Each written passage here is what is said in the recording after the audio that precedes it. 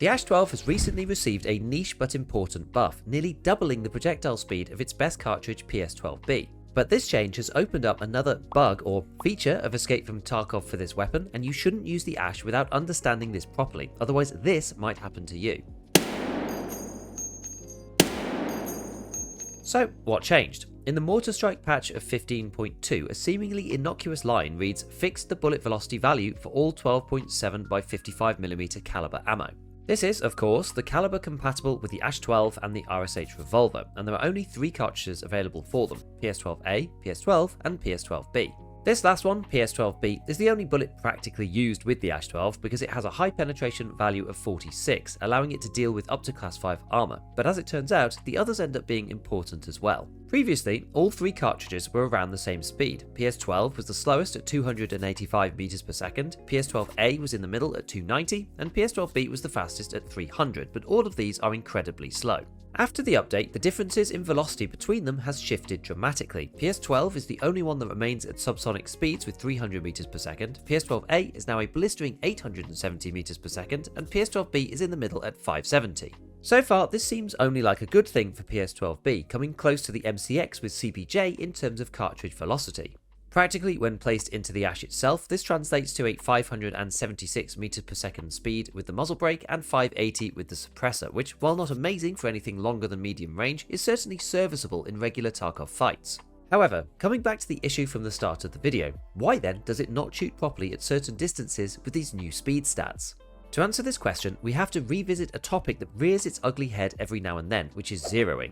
Just before we continue, today's video is sponsored by Factor 75, providing you with delicious, ready-to-eat meals. Every fresh, never frozen meal is chef-crafted, dietitian approved, and ready to eat in just 2 minutes. You can choose from a weekly menu of 35 options, including some of the most popular such as Calorie Smart, Keto, Protein Plus, or Vegan and Veggie. Also, discover more than 60 add-ons every week, like breakfast, on-the-go lunch, snacks, and drinks to help cover all of your bases and feel good all day long about both what you're eating and your wallet. Everyone knows just how expensive takeout has become these days. Factor is cheaper and tastier, bringing you restaurant-quality meals delivered right to your door. As they're ready to heat and eat in just 2 minutes, this means more time for doing the things that you love, and if you're anything like me, that is certainly not cooking.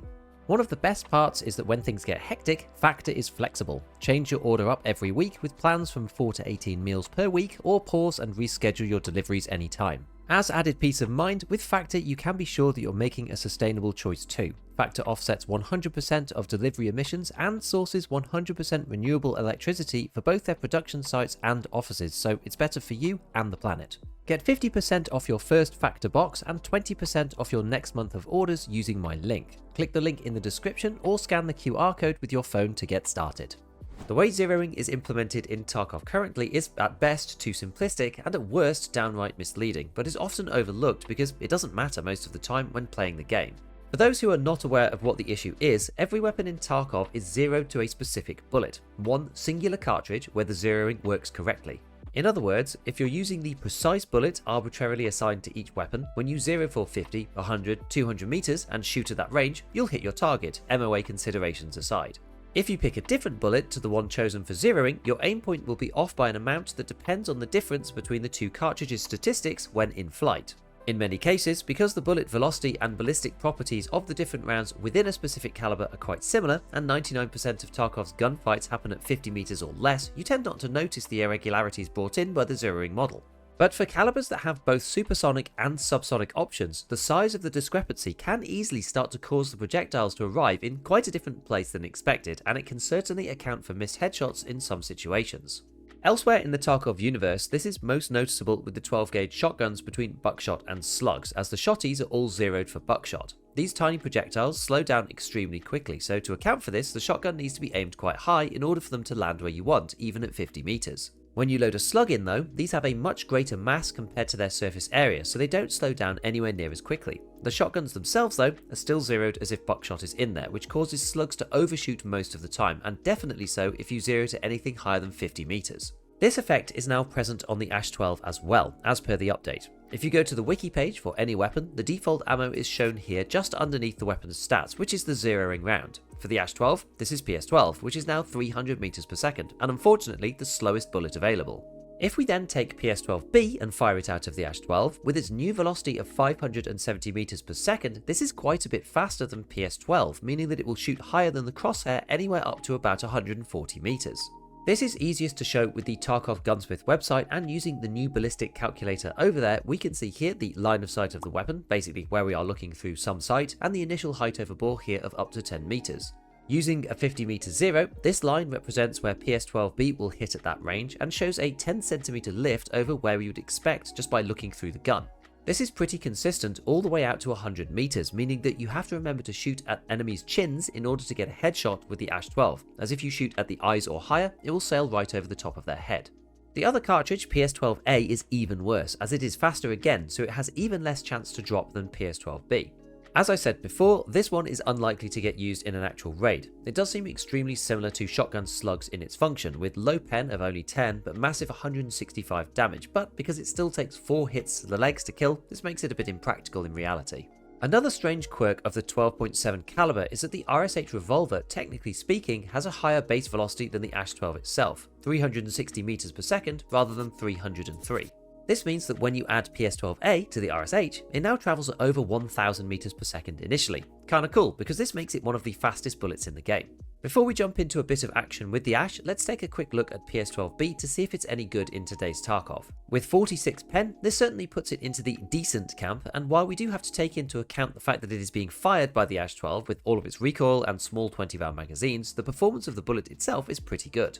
It has a roughly 30% chance to 2-shot a class 5 armor with class 3 aramid underneath, and will almost always kill on the third. These days, this is very good, and puts it about on par with the SIG hybrid ammo for the spear, and superior to M62 for 7.62 NATO.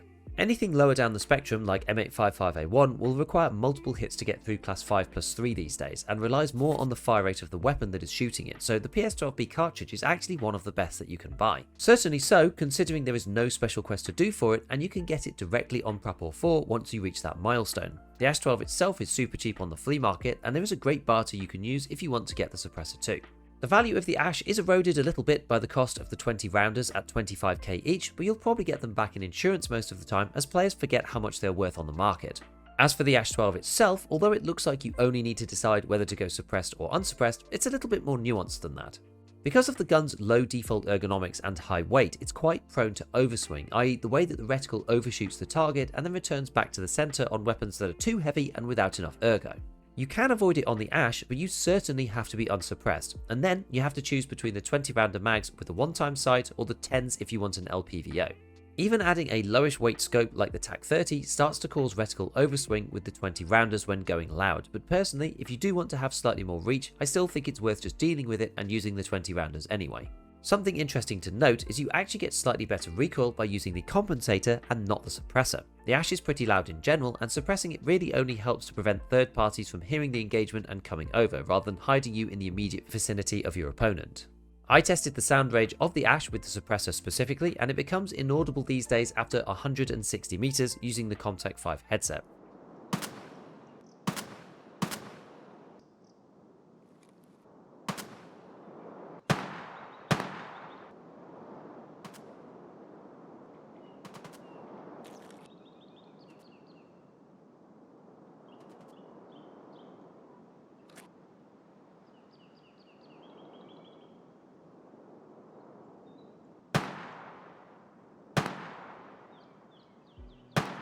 This is longer than I would normally expect, as in previous testing it was 100 meters for all suppressors, but I guess this has changed now with all the adjustments done to headsets and audio. One for another investigation.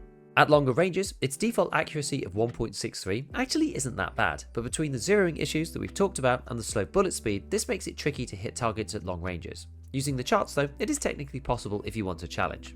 So next up, let's see how the ASH has performed in a few of my recent raids.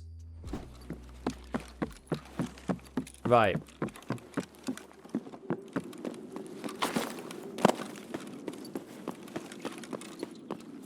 So we know that spawn could be down there. I've played this out so many times. Someone could spawn down there, someone could spawn down here. Okay, doesn't seem to be anybody there now. Unless they're just like holding up. Could be. I think they spawned in that room. Okay, maybe we're okay.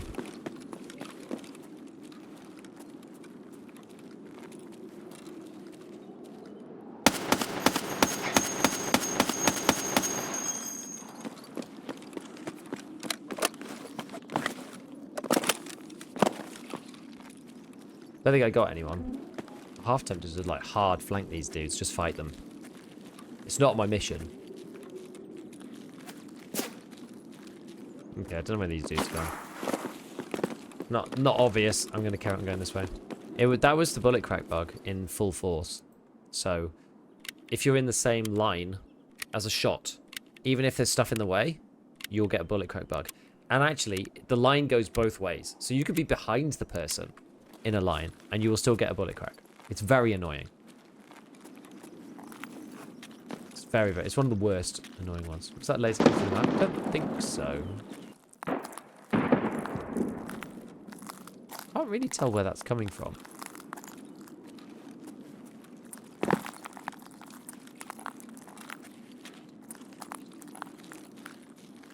Is this all over here?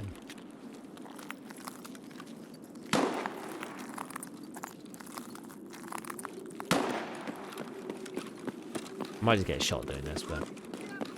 Oh, that's not good.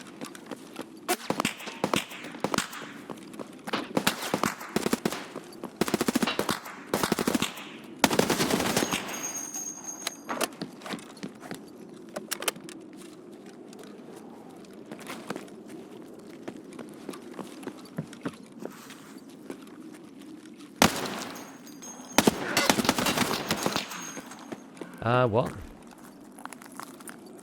What's going on? I don't understand. Is that a player? What the hell's happening here?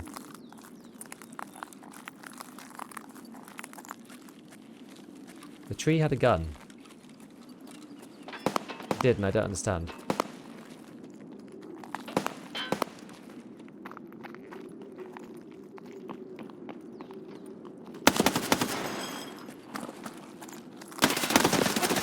Man, there's everybody here. I didn't know this guy see you. I have no idea. That was crazy. That was quite fun though. Oh, the sewer spawn. That's a right arse, that one is. Linus Tech Tips of Tarkov. Hello. I do get that a lot. I didn't have it for a while, but it's coming back again. I think people get bored of writing it, and then some new people find the channel and they're just like, it's Linus's brother!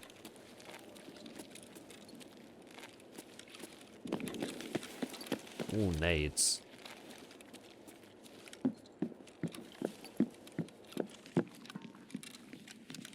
Okay, pinging.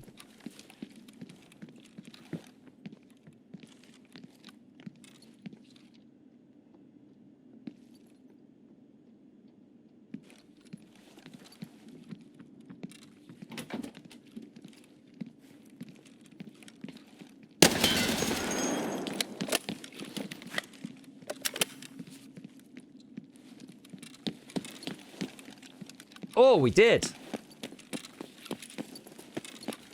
All right.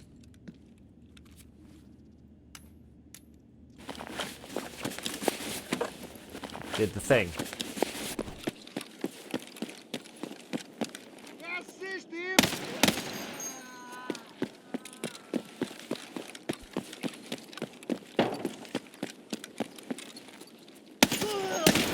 Oh, no, Suka. Oh, no. So as usual, big shout out to all my patrons, and as always, have fun in your raids.